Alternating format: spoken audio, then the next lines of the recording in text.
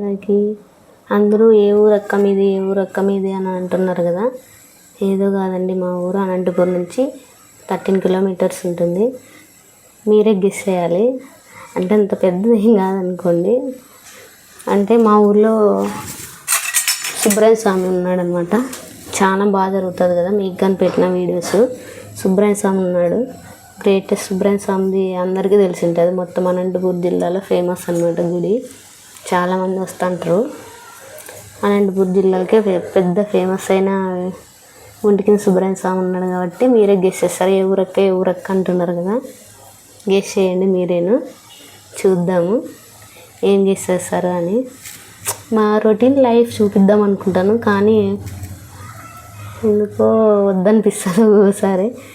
అని రేపటి నుంచి ఇంక అదే చేయాలి. మా అత్తమ్మ నేను ఎట్లుంటాం, బాండింగ్ ఏముంటుంది అని. కానీ బాగానే ఉంటాము. కొన్ని జరుగుతుంటాయి అన్నమాట. అవి రియల్గా చూపిస్తే మీరేమనొద్దండి, ప్లీజ్ ఏమనుకోద్దండి. బాయ్ అందరికీ. ప్లీజ్ అండి లైక్ చేయండి, సబ్స్క్రైబ్ చేసుకోండి, ఫాలో చేయండి, కామెంట్ చేయండి ప్లీజ్ అండి. మా పల్లెటూరులో ఎట్లుంటాయి, వాతావరణం ఏమి అనేది అందరికీ చూపిస్తాను అనమాట మీకు అందరికీను రేపటి నుంచిను.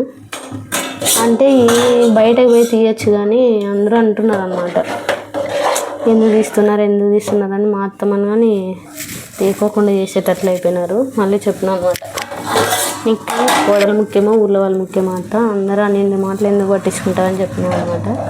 అందుకు మా అత్తమ్మ ఊళ్ళే అనింది. అందుకనే మా అత్తమ్మ వీడియోస్ 3 days 4 days అయింది రావడం లేదు. మొన్నటి నుంచి ఏమని రావచ్చు, ఒప్పించి అందులోపల చేసుకోవాలా. బాయ్ అందరికీ.